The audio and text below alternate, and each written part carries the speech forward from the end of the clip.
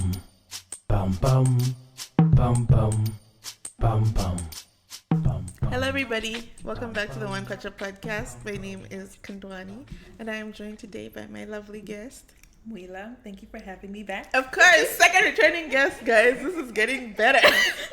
Well, thank you. I accosted Wheela today and just insisted. So we're here in her home, her gracious home, where I had some Sparletta cream soda after a trip to the South African store. So I'm feeling very good today.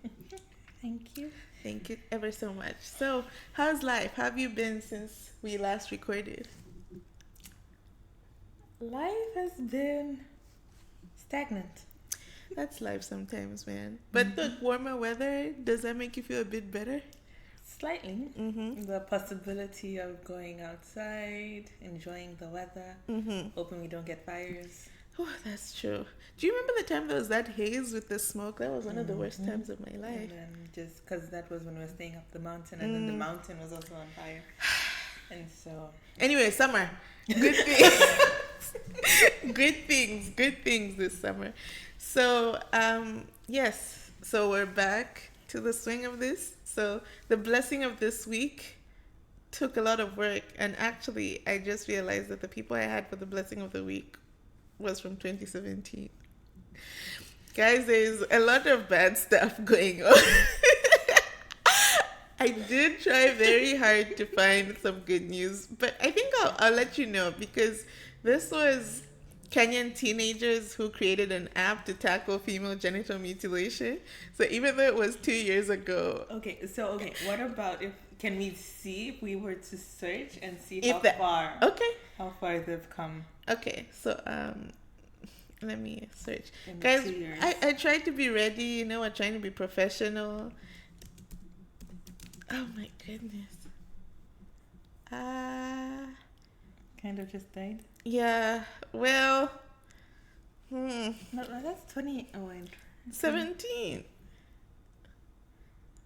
I thought I said 18 February. Let's see if I do I cut app. Oh, 2018, but there's nothing from this year. Well, okay, we could do this in retrospect. So there were girls who created an app way back when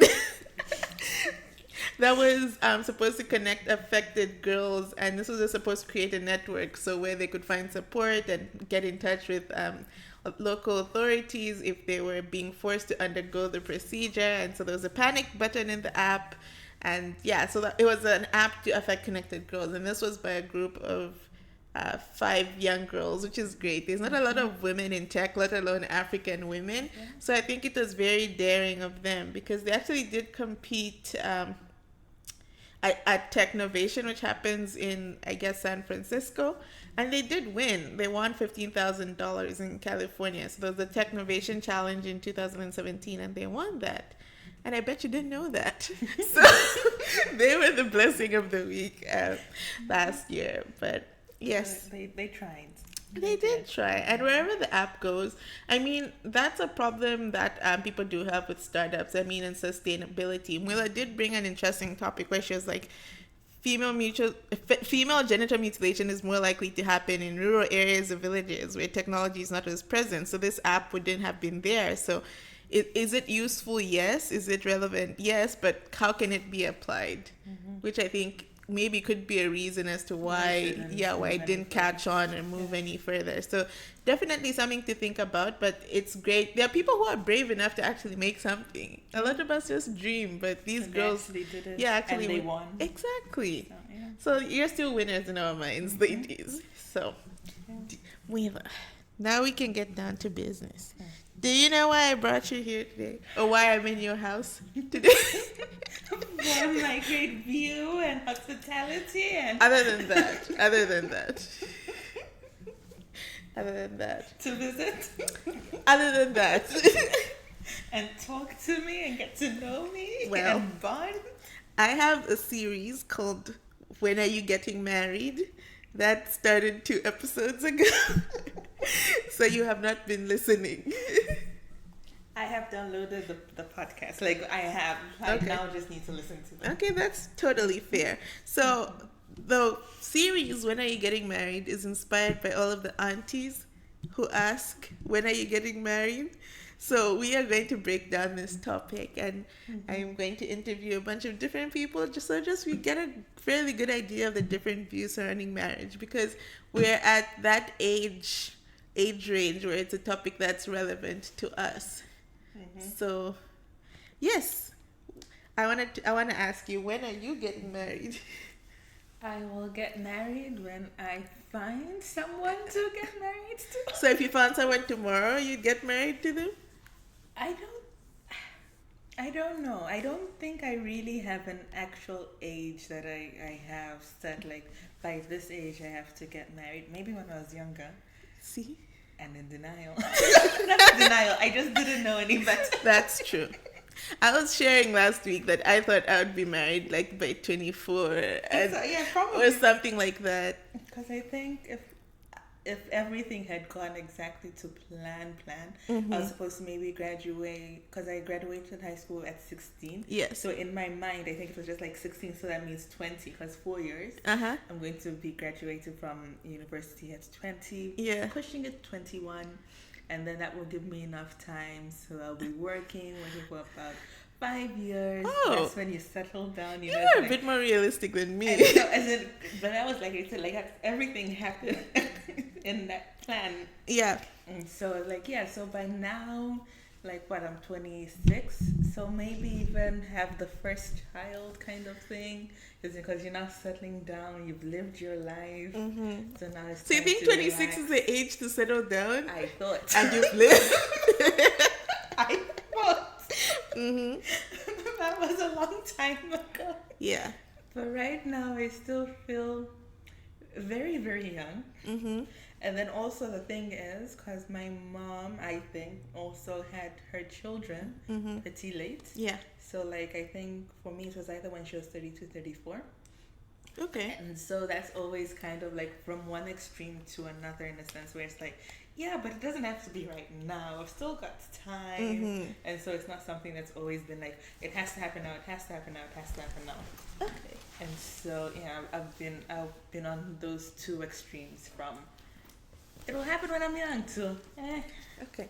I always felt like my mom honestly told me 30 is a good age. So I don't feel rushed, which is why I don't allow anyone else to rush me or frustrate me, because my own mother did tell me, I think you want to be careful not to rush into anything, granted, like you said, and marriage is a big commitment, but and like you, I really did have it mapped out. So it's interesting to think that all of us when we were younger did have this timeline of what our lives would have looked like. And then now when you do live in it, you're like, okay, Yeah. your life's not going according to plan. But do you know what you want in a partner? Because even with that, I feel like right now it's still a little bit superficial. Because I know, like, the three most things that I would want, the qualifications would have been, I wanted taller than me, Okay. I wanted educated, and then I also wanted hair. Hair? Yeah, because especially now, Uh-huh. Is this like facial hair or hair in the head? head. Okay. Because now, as in, like, I feel like it's now that sort of thing where people now just look old. I realize I'm older now. Okay. But then just having someone who is already looking old, and then it's like, for me, it's something new. And so Okay. just going into it with someone who looks old, that's what I'm saying, it's very superficial. What of traits? Come on. Like loyal, dependable. That would be nice, as in, kind of. And then maybe someone who's more outgoing than me. And then because I feel like I'll do things, but I won't want to do things. It's like it won't come to me like, oh, I really, really, really, really want Because to do this. And if this he and this wasn't and this. outgoing, you'd both be in the It's like, house. yeah. So someone who will take me outside sometimes. Okay, no, that's totally fair. Is your list or are your wants like non-negotiable? So let's say you meet someone, personality is vibing, but he's balding, or he's just The As tall as balding, you. I can live with. Like, Which one is non-negotiable? non-negotiable? For me, like, this isn't even an option. Like, no matter what, right now, you have to be educated. Like that. Oh, so he could be like the same height as you, but No. That's what I'm saying. I'm not counting education. uh-huh. Like, that's just the standard. Like, you have to breathe oxygen. You have to be educated. That's right now. Okay, what if he was street smart and is wealthy but without a formal education, but is somewhat is knowledgeable of the world around him, is not as dumb as bricks? Then I guess that would be a fair trade-off. Okay. Because I also want that sort of thing where you can hold it against your children. It's like, why haven't you done this? We both did this and we turned out fine. So are you really just thinking of how to potentially blackmail your kids? Oh wow. Healthy parenting, guys. It starts there. Okay. Okay, that's Because I was interesting. just thinking, like, for real, let's say, like, you may not have the smartest child, but then just them having something to fall back on. Like, yeah, want them to pursue their dreams and everything, but just have a backup plan, just in case anything goes wrong. Okay. All right. Okay, so have your views on marriage changed? Of course, so you did plan this life for yourself, but has anything changed in how you viewed marriage from back then and now, as you've grown older and you're still knowing yourself, maybe sure of yourself? Have your views on marriage changed? I think my general views on marriage hasn't changed yet. They're still pretty much the same. It's just hasn't happened as soon as I thought it would. Okay, other than that, what are your expectations? What does a healthy marriage look like? And what do you expect or hope a marriage would be? I think it's hard to say what a healthy marriage looks like. But then, like, my ideal marriage is more like a friendship kind of thing. And then I know, as in, like, also someone who knows me, as in, like, we understand each other.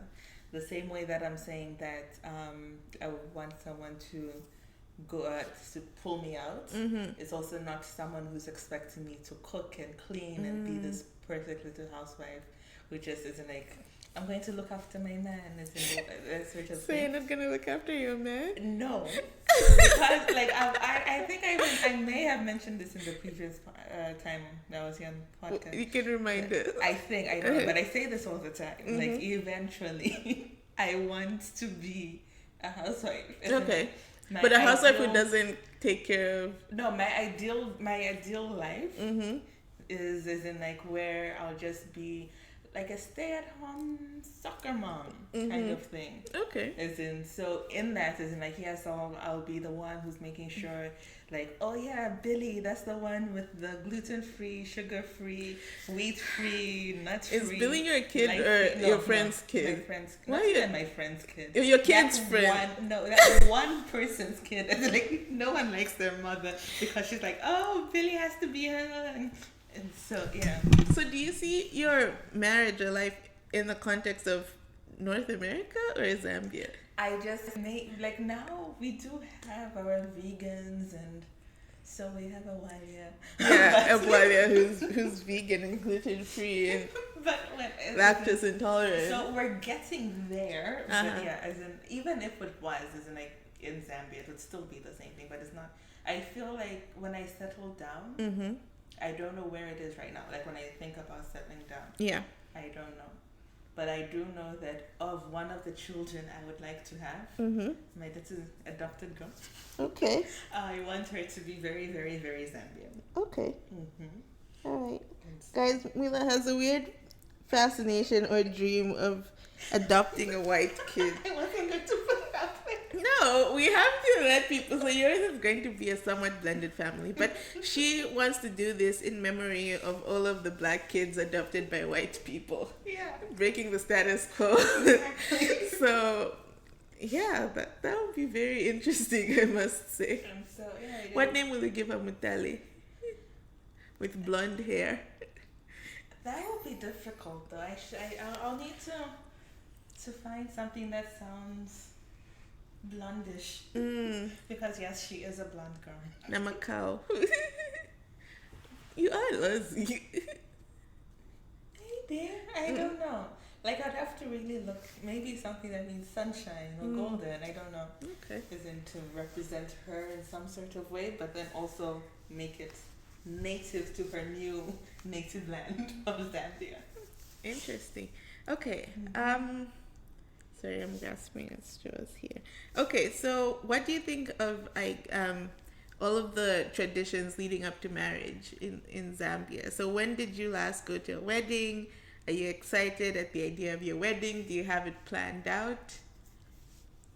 My wedding has been getting smaller and smaller each day. So at the time, I think it was just like, oh yeah, we'll have a wedding. So whatever a wedding is it invite your relatives and everything. To I think I want 10 people from my side of the family and 10 people from his side of the family. To I think I want 10 people. And then to I think So is it just families? Us friends, we're not gonna be there?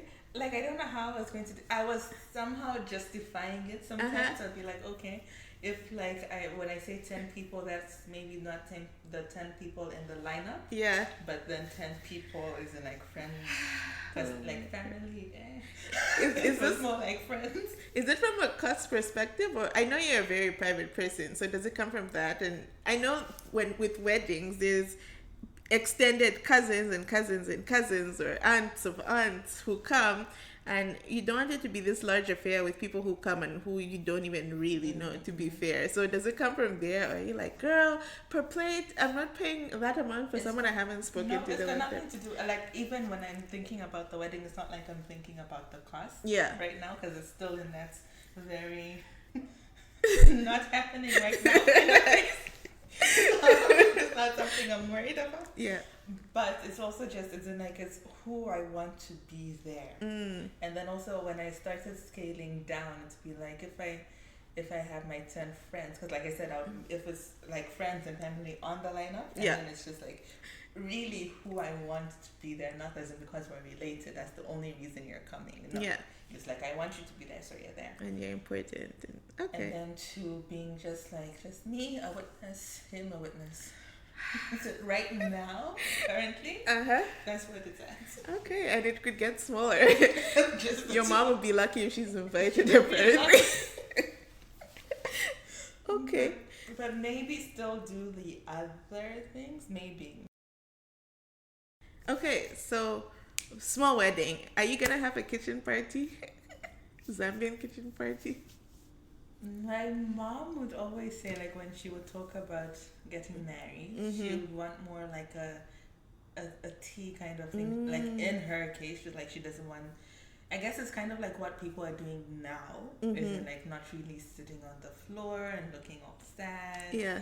And so I don't know if maybe I would do that, but I don't know. I think it was also just me kind of being a little shy. Shy? Because it's like everyone is doing this for you. Because you're special. Like weddings, how many times have you gone to things that were for other people? Not that much though. It's also because like I think now would have been the time when more people are getting married. Like I just had a friend maybe 2 weeks ago at a Vipico. Vipico. Okay. Yeah. So I didn't even know that was a thing until like she's the first one. Wow. So what's the difference with that and a Chilanga Mulilo? I don't know. I honestly don't. I know Vipico itself means things that are cooked, like loosely translated. Forgive me if that's not it. But Ukuipika or Vipico is kind of like what's been cooked. So I can imagine it's people cooking all of these meals. But then Echilanga Mulilo, literally translated, is like showing our fire. So like the food cooked on our fires kind of thing. So it's like all of the different meals. And then Mateveto is, I've learned, always comes like later on in life. That one is really more of just like, thank you for marrying our daughter, you've kept us well, so we're going to Teveta you now, like celebrate you and lay out all of this food. So honestly, I don't know the difference between Vipico. Maybe Vipico couldn't even be for the men, because really Changamudil is like the woman's family cooking for the guys. So I'm not sure who Vipico is for. Maybe it's, I honestly don't know. I'm no authority on marriage. Far removed. I am not an expert guest, so I can't inform on that front. Okay, so like a tea.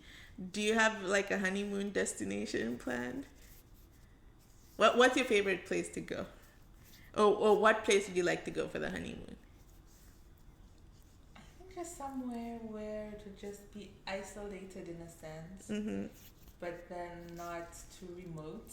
Okay. That we still have not in the basic luxury, but yeah, necessities, but some luxury around us. Mm-hmm. Whether it's just having daily massages and I don't know, nice scenery. So I don't know where that is.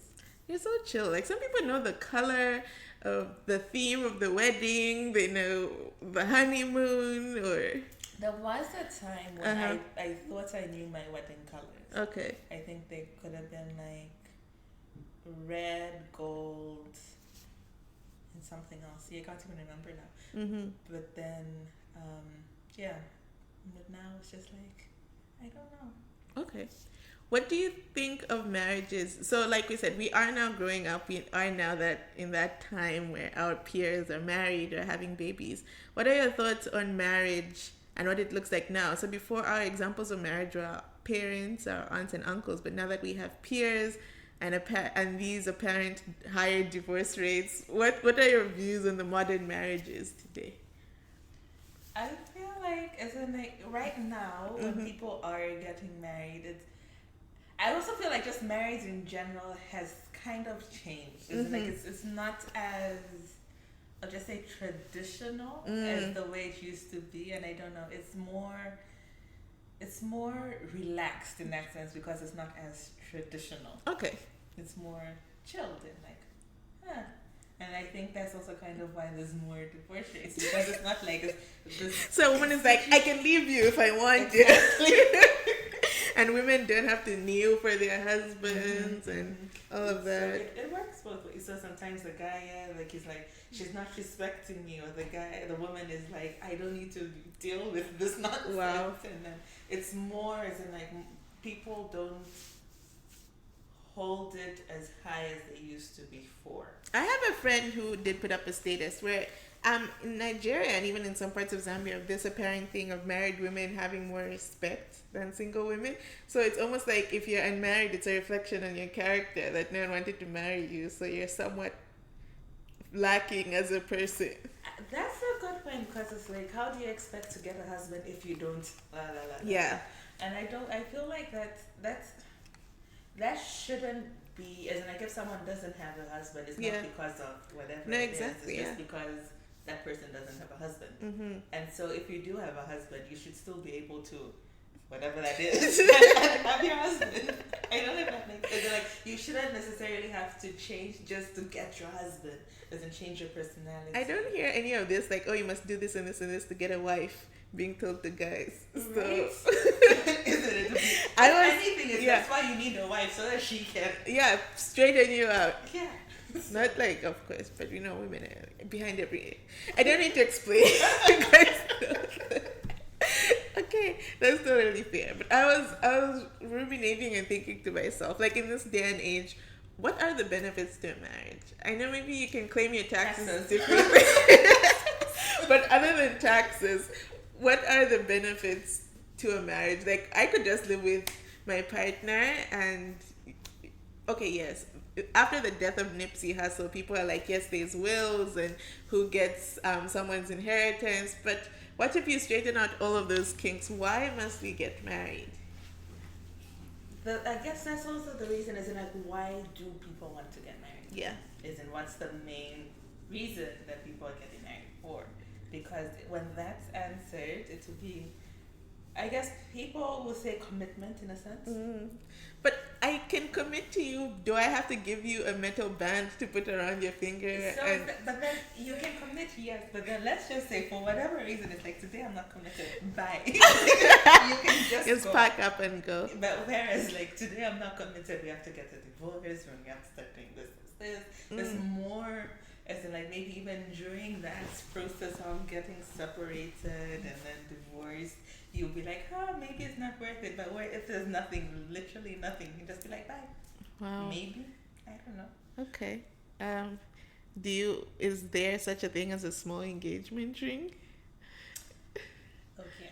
So the thing because these are all the things leading up to it. So if it's commitment, and there's a wedding band, and there's this symbol of intention, and then there's also the symbol of the commitment. So rings. Let's talk about ring size. Does size matter? You know what you're doing. Yes, size matters for different reasons. If you're someone like me with big hands, Your hands are not big. they are. Society has conditioned you to think that this pressurized carbon rock means something. And then it's not even that. Like, I don't care if it's fake. Okay. I kind of care if it's fake, but I don't. As in, like, it shouldn't be like completely glass. It can be something else, but it should be proportionate to the size of my finger. Okay. And so it can't be like this little tiny little dot. And then But it's the intention. Would you rather be with someone who can get you that big ring, or be with the man who loves you, who can only afford a small ring? Would you donate money towards your engagement ring?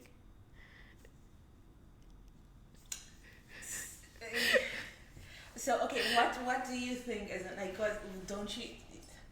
But like,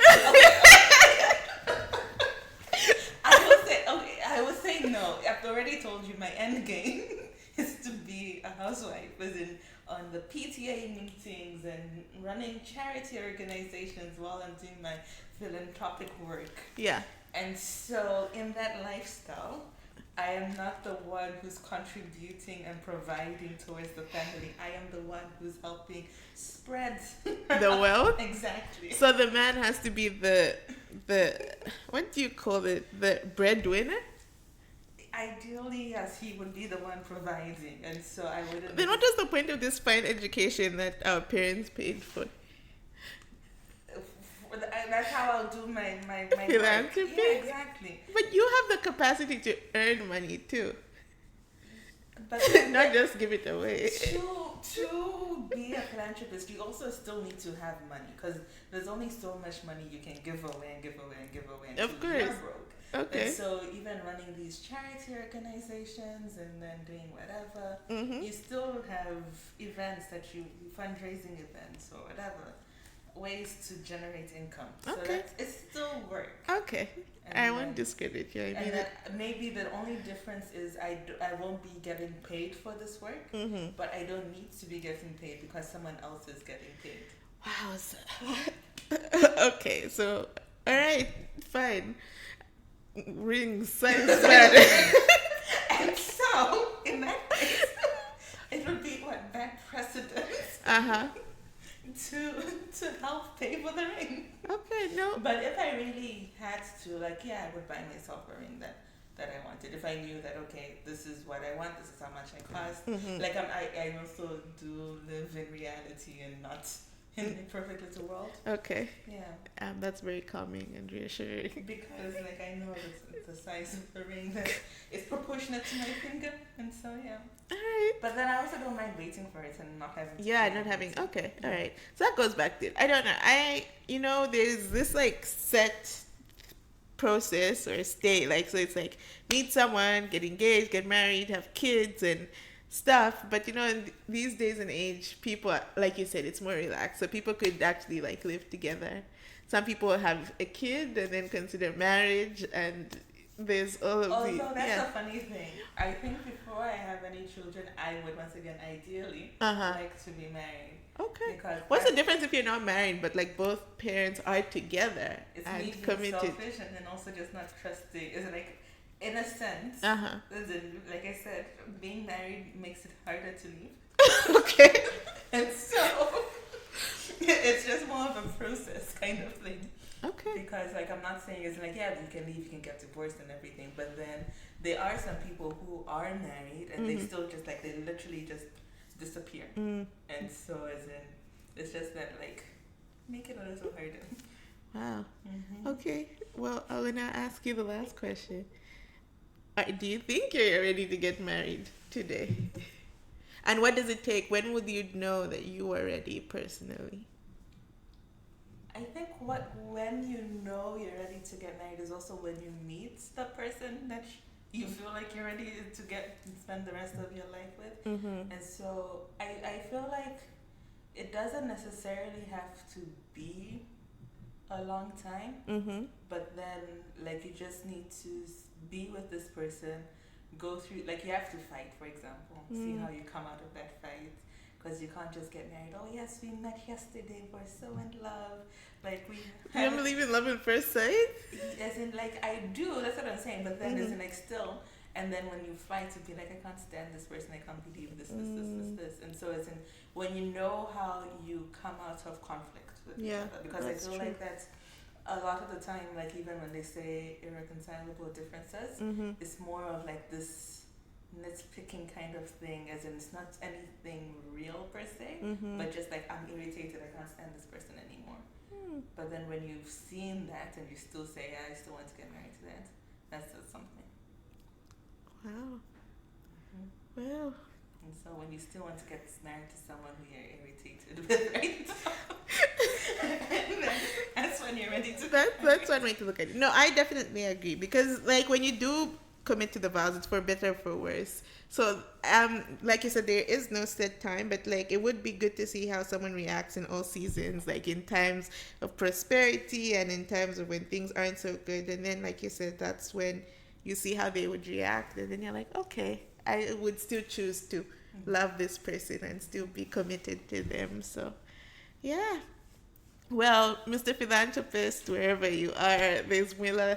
If you're tall, if you have hair, and if you're educated, I can give you her number. So just be in touch, and I'll connect you to this lovely, wonderful lady. But other than that, thank you so much for listening, guys. I hope you enjoyed this podcast. And please comment. Let me know. Let us know when you are getting married, or if you are married. But yes, this was your host, Kandwani, and we're signing off. Goodbye. Bum bum bum bum bum bum.